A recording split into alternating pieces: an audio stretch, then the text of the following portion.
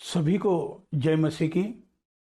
प्रभु की ओर से आप सभी को अनुग्रह और उनकी शांति मिले और मिलती रहे। मैं फिर एक बार आपके समक्ष उपस्थित हुआ हूं पल्स ऑफ बाइबल इस प्रोग्राम के जरिए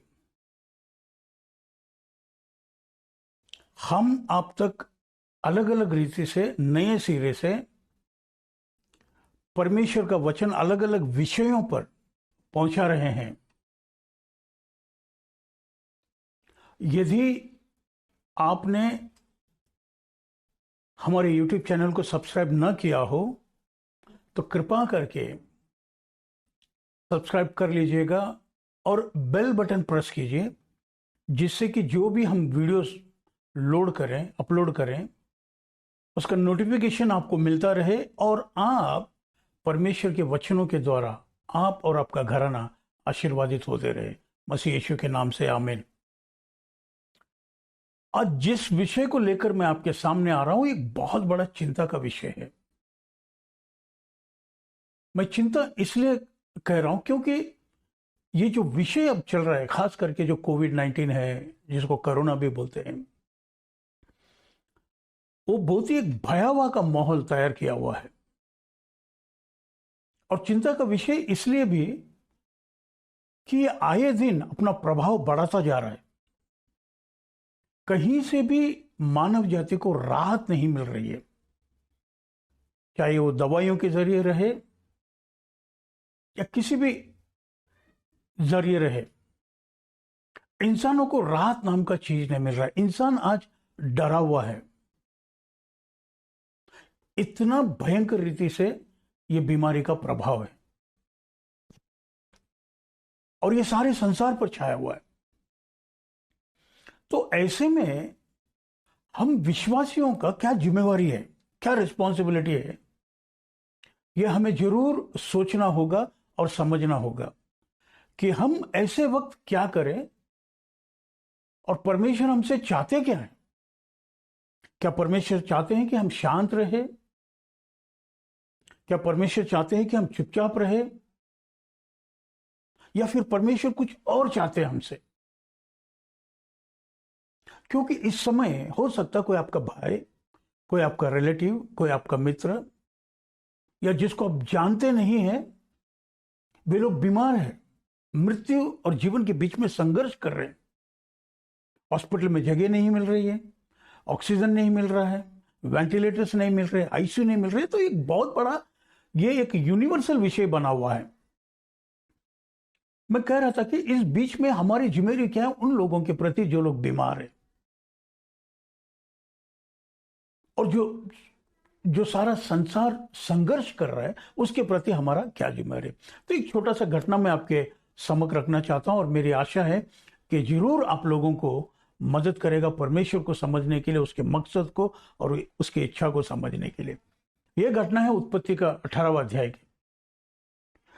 उत्पत्ति के 18वें अध्याय में 3 स्वर्गीय दूत अब्राहम के पास आए और अब्राहम के साथ उनका वार्तालाप हुआ, उनका मेल मिलाप हुआ, उनका फेलोशिप हुआ, उनका भोजन पानी वहां से हुआ। तो वो लोग वहां से जा रहे थे और लोग जा कहां रहे? सोदम और गोमरा की तरफ।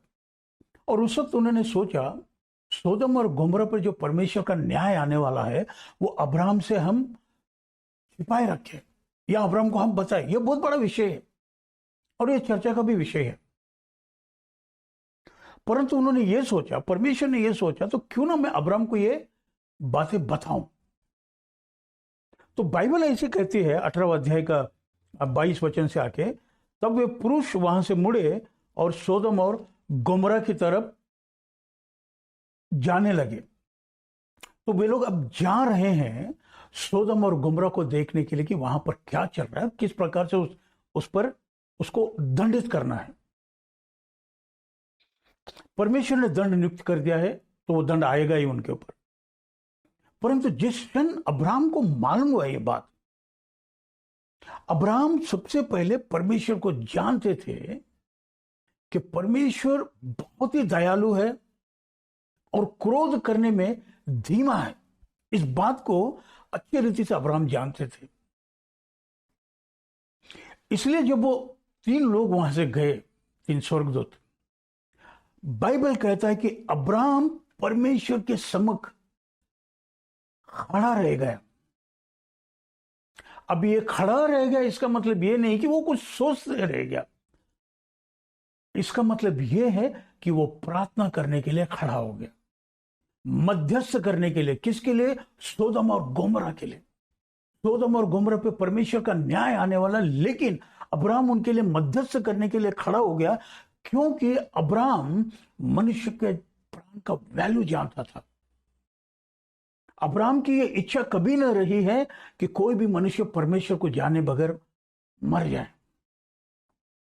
इसलिए उन लोगों के प्रति जिन पर परमेश्वर का दंड आया है, वो मध्यस्थ करने के लिए वहां पर वो खड़े रह गए।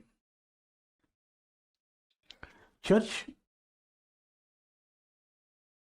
परमेश्वर के समक्ष इस समय खड़ा होने की आवश्यकता है प्रत्येक विश्वासियों को।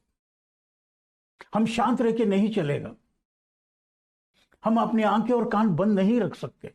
हमें परमेश्वर के समक्ष जाना होगा। हमें परमेश्वर के समक्ष सारे संसार की तरफ से, सारे संसार के लिए खड़े होने की हमें आवश्यकता है, और उनके लिए मध्यस्थ करने की आवश्यकता है, क्योंकि हमारा परमेश्वर दयालु है। क्या ऐसा हो सकता है कि हम प्रार्थना करें और परमेश्वर इस विपत्ति को ना उठाए? जरूर, सारी प्रतिज्ञा और आमीन है यीशु मसीह में। तो पहली बात हम देखते हैं कि परमेश्वर के समक्ष अब्राहम जाकर खड़े हो गए। और दूसरी बात, अगर 23 वचन को हम पढ़ते हैं तो वो ये कहता है, तब अब्राहम उनके समीप जाकर कहने लगे। देखिए, अब्राहम परमेश्वर के समक्ष खड़े हो गए और अब्राहम परमेश्वर के समीप गए। बाइबल हमें क्या सिखाती है? दूसरों के लिए खड़े हो जाओ, समस्या के लिए खड़े हो जाओ और परमेश्वर के समक्ष जाके परमेश्वर से कहो अपने दुख को, अपने तकलीफ को, अपना हृदय में जो भी दर्द है उस दर्द को उसके सामने उंडेल दो। हे बोझ से दबे हुए थके हुए लोग, मेरे पास आओ, मैं तुम्हें विश्राम दूंगा। परमेश्वर स्वयं चाहते हैं कि हम उसके समीप जाएं, उसके करीब जाएं अपने बोझों को लेकर। और जिस क्षण हम अपने बोझों को उसके समीप लेकर जाकर उसके चरणों में उड़ेल देंगे, तो वे अपना शलोम, अपना शांति अवश्य हमें प्रदान करेंगे। आज हो सकता है आपके मन में किसी बात का दुख, आपके रिलेटिव को लेकर, आपके मित्रों को लेकर, आपके सगे संबंधी को लेकर, कोई बीमार है, वो अच्छे नहीं हो रहे हैं, तकलीफ है, पैसे का तकलीफ है, समस्या है, और आपके मन में ये बातें दुख बनकर बैठी है। हो सकता है आपने अपनी नौकरी गंवा दी हो इन लॉकडाउन में, वो आपके मन में दुख बना के बैठा है। चर्च, आज मैं आपको कहना चाहता हूं, परमेश्वर के समक्ष खड़े हो जाए। जैसे अब्राहम परमेश्वर के समक्ष खड़े रहे, वैसे ही हमें भी परमेश्वर के समक्ष खड़े होने की आवश्यकता। और जैसे परमेश्वर के समीप अब्राहम परमेश्वर के समीप गए, हमें भी परमेश्वर के समीप जाने की आवश्यकता है। और जैसे वो अपना हृदय को उंडेल रहे थे, हमें भी अपना हृदय, अपने दुख, अपनी समस्याएं, अपने तकलीफ, सारे चीजों को ले जाकर उसके चरणों में रखने की आवश्यकता है। पेत्र कहते हैं, अपना बोझ यीशु पे डाल दो, वो तुम्हारा ख्याल रखता है, वो तुम्हारी चिंता करता है, क्योंकि वो तुमसे मोहब्बत करता है। क्या ऐसे कभी हो सकता है आप प्रार्थना करें और वो ना सुने? क्या ऐसे कभी हो सकता है कि आपके दुख आप उनके समक्ष लेकर जाए और उस दुख को अपनाकर आपको शांति ना दे? अवश्य दे। सारी प्रतिज्ञाएं यीशु मसीह में और आमीन है। इस छोटे से वचन के द्वारा मैं आप लोगों को उत्साहित करना चाहता हूं, आपके मन को उत्साहित करना चाहता हूं कि निराश नहीं होना, दुखी नहीं होना, परमेश्वर के समक्ष खड़े होना, परमेश्वर के समक्ष जाकर उससे कहना और अपने सारे दुख उसके चरणों में उड़ेल देना। यही कहेगा, बेटा मेरी शांति लेकर जाओ, तुम्हारा घराना, तुम्हारा परिवार को मेरी शांति मिले और मिलती रहे। प्रभु यीशु मसीह के नाम से आमीन। मैं इस समय आप सभी लोगों के लिए प्रार्थना करना चाहता हूं। महान और सामर्थ्य परमेश्वर, आप हमारे प्रार्थनाओं को सुनने वाले परमेश्वर है, इसलिए हम आपके सम्मुख आकर खड़े होते हैं, इसलिए हम आपके समीप आते हैं हमारे दुखों को लेकर, हमारी चिंताओं को लेकर। आप अमन के राजकुमार हो, आपने स्वयं हमें बुलाया है, मेरे पास आओ। इस समय प्रभु, मैं जो भी ये वीडियो को सुन रहा है, इस वचन को सुन रहा है या बाद में सुनने वाले हैं, मैं आपके सम्मुख आता हूं, मैं आपके करीब आता हूं, मेरे सारे भाई बहनों के दुखों को लेकर। प्रभु, हो सकता है किसी का मन इस समय टूटा हुआ, मैं उनके लिए प्रार्थना करता हूं कि आप उनके जख्मों पर आपके मोहब्बत का मरहम लगाना। मैं उनके लिए प्रार्थना करना चाहता हूं जो दुखी है प्रभु, किसी ना किसी कारणवश। हो सकता है अपने लोग बीमार हो, या हो सकता है जो अपने लोग उनको छोड़कर आपके पास आ गए और इस बात का किल्लत है, इस बात का दुख है उनको। प्रभु, तेरे राहत के लिए प्रार्थना करता हूं। आप राहत देने वाले परमेश्वर हो प्रभु, ये सारे मेरे भाई बहनों को अपनी राहत देना, आपका राहत, आपका शलोम, ये आनंद काल का है प्रभु।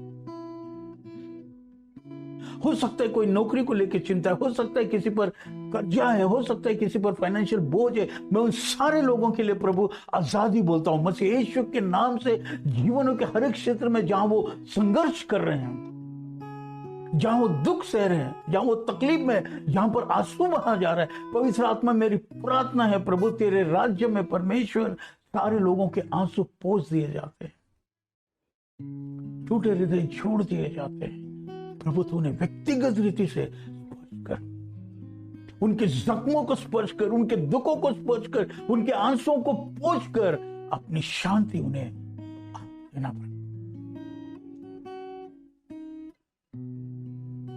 प्रभु, मैं प्रार्थना करता हूं आपके नाम को जलाल मिले, प्रत्येक फैमिली के घर में आपका नाम, प्रत्येक फैमिली के घर में, परिवार में, व्यक्तिगत जीवन में आपके नाम को महिमा मिले, आपके नाम को जलाल मिले।